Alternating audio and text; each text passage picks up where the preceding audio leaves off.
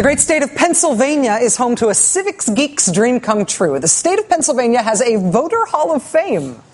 Every year, into this hall of fame, they induct new super voters, Pennsylvanians who have voted in 50 consecutive elections. Quote, the Voter Hall of Fame inductees hold a special place in Pennsylvania history. For 50 years, they have placed their responsibilities as citizens of this Commonwealth first. We are grateful for their lifelong commitment to democracy, and we proudly induct them into the Pennsylvania Voter Hall of Fame. In Pennsylvania, they like to say that they take voting seriously. They take their civic responsibility as participants in a democracy seriously. Here's this year's Voter Hall of Fame ceremony in Lycoming County, where 100 new super voters were inducted into the Hall of Fame. Here's the ceremony from Wayne County, 19 new Hall of Famers inducted. Here's the Elk County induction ceremony from last year. 200 new Hall of Fame super voters inducted in Elk County last year. Awesome. The Pennsylvania Voter Hall of Fame has been around since 1982. Right now, there are almost 6,000 registered voters who are Hall of Fame super voters, whose vote in this year's election would represent more than their 50th consecutive ballot cast. But if the Pennsylvania Hall of Fame super voters thought they were just going to be able to waltz right into their precinct and cast a ballot like they have for the last 50 years, well, this year they would be wrong. That's because back in March, Pennsylvania's Republican-led legislature passed, and its Republican governor, Tom Corbett, signed a strict new voter ID law that requires voters to present up-to-date government-issued photo ID they never had to show in order to vote before they are allowed to vote this year.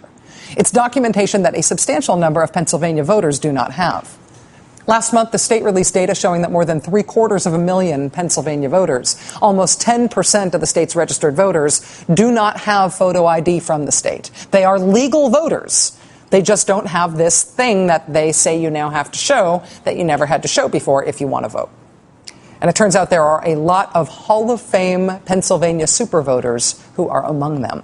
According to an analysis by the Pennsylvania AFL-CIO, nearly a quarter of these Pennsylvania super voters who are in the Hall of Fame, who have cast ballots in the past 50 elections in a row, they do not have valid state-issued ID and could therefore be prevented from voting in November. One of these super voters, a 91-year-old whose expired driver's license is not considered a valid form of ID because it's expired, told Talking Points memo, quote, I wouldn't be able to vote if I don't get some form of ID. I wondered why it was. What was the problem that they'd pass something like that? It's awful funny. A 90-year-old who gave up her driver's license 3 months ago told TPM, quote, I don't know why, for what reason voter ID was passed. I couldn't tell you. Zachary Roth, who is a senior writer and editor at MSNBC.com, went to Pennsylvania and talked to a 101-year-old Pennsylvanian who does not have the proper photo ID to vote in November. How would you feel if you weren't able to vote? I'd feel very badly because I know we've come a long ways. When we could not vote. See, I remember when the black folks did not vote. This is a state that takes the civic duty of voting so seriously that it has a voting hall of fame.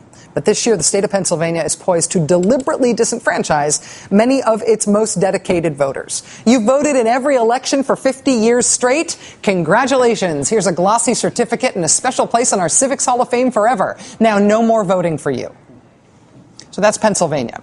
In the great state of Iowa, while Republicans tried for it, there is no new Iowa voter ID law for this year's election, but that doesn't mean that nobody gets disenfranchised. The Republican Secretary of State in Iowa has now suddenly moved to start a purge of the Iowa voter rolls.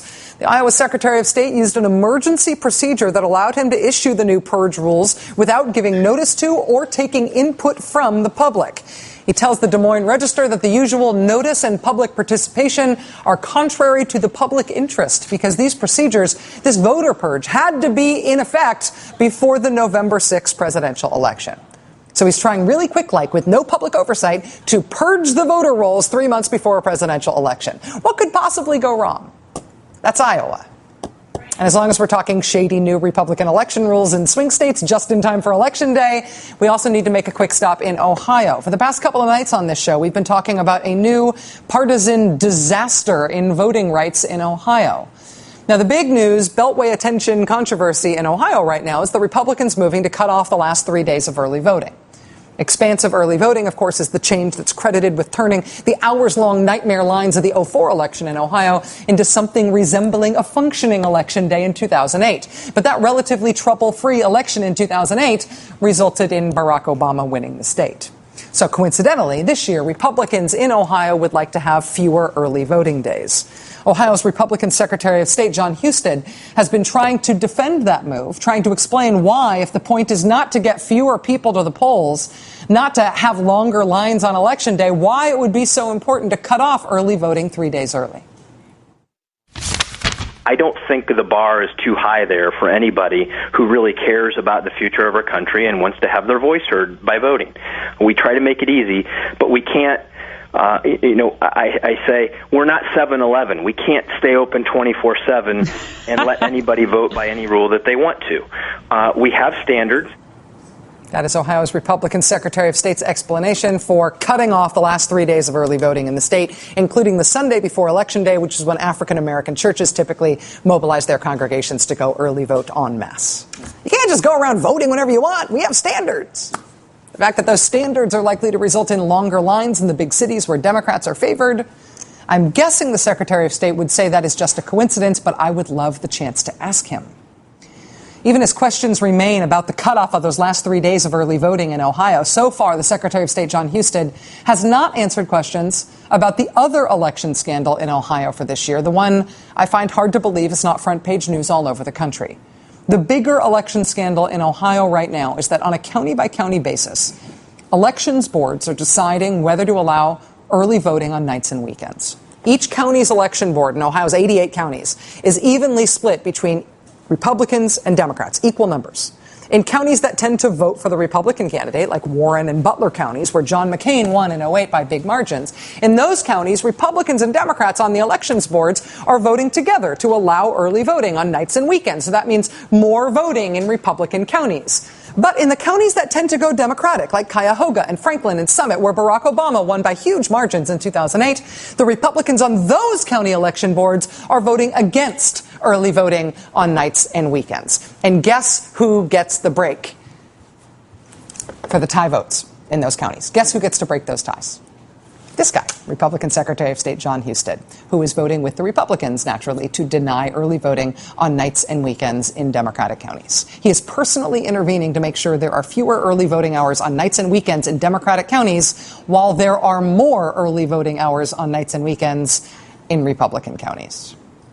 Former Ohio Governor Ted Strickland, who is also a co-chair of President Obama's re-election effort, joins us on this next.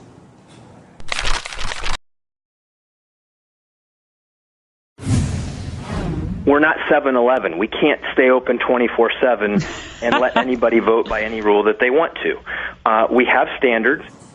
The debate about voting this year in the crucial swing state of Ohio continues mostly to be about the Republicans' new effort to cut off the last 3 days of early voting.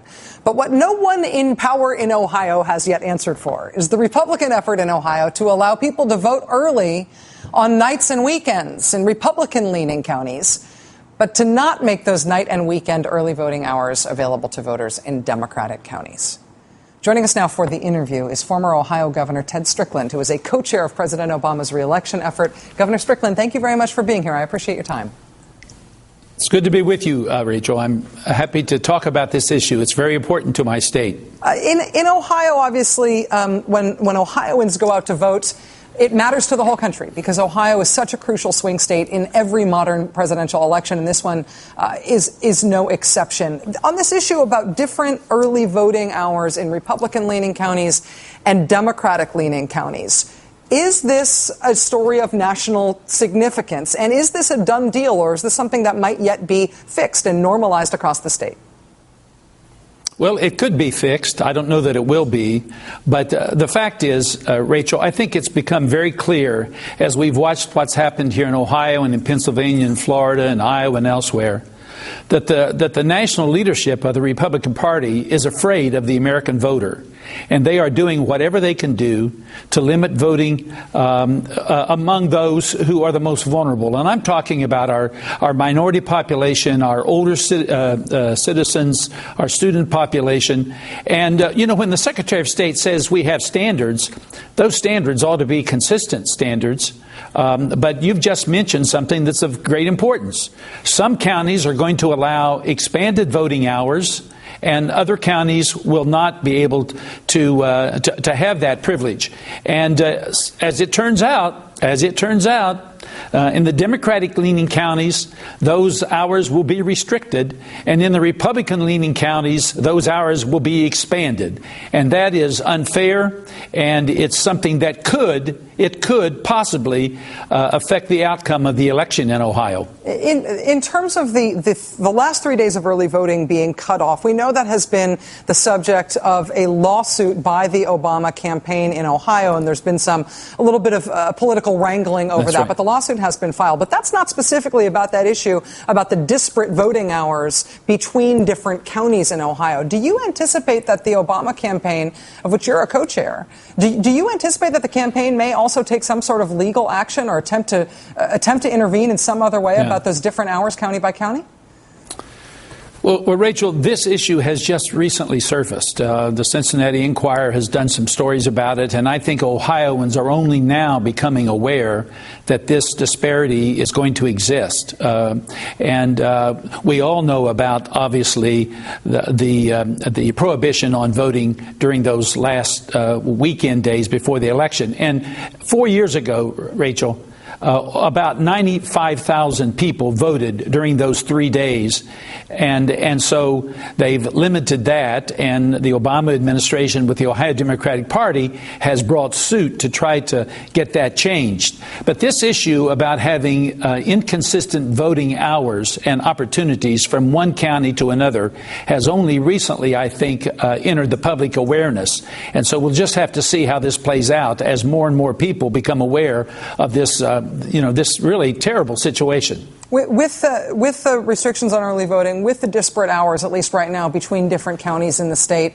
are you confident that the Obama campaign, that the Democratic Party, that the other pro-Obama forces in the state are going to be able to counter essentially those measures from the Republicans with a strong enough get-out-the-vote effort that they're going to be able to carry the state? Well, I can tell you the Obama campaign is alive and well in Ohio. It's a robust campaign. There are more than 70 field offices open across our state, and work is being done from daylight to way past dark. And the fact is that it's showing in the polls. The president's looking very strong in Ohio in all of the polls, and that lead seems to be increasing. But it will be a close race in Ohio. You pointed out accurately, Rachel, that Ohio is always at the tip of the spear when it comes to deciding who the president is going to be. And I think that's also going to be the case this year. And that's why this disparity among voting opportunities from counties that are Republican counties versus counties that are Democrat counties is so troubling to us. Former Ohio Governor Ted Strickland, a Democrat, co-chairman of the president's re-election effort. Sir, thank you very much for your time tonight. It's nice to have you here. Thank you, Rachel. Thank you. All right. We've got something important to explain and something important and undercovered in today's news. Big finish tonight on the show. Please stay with us.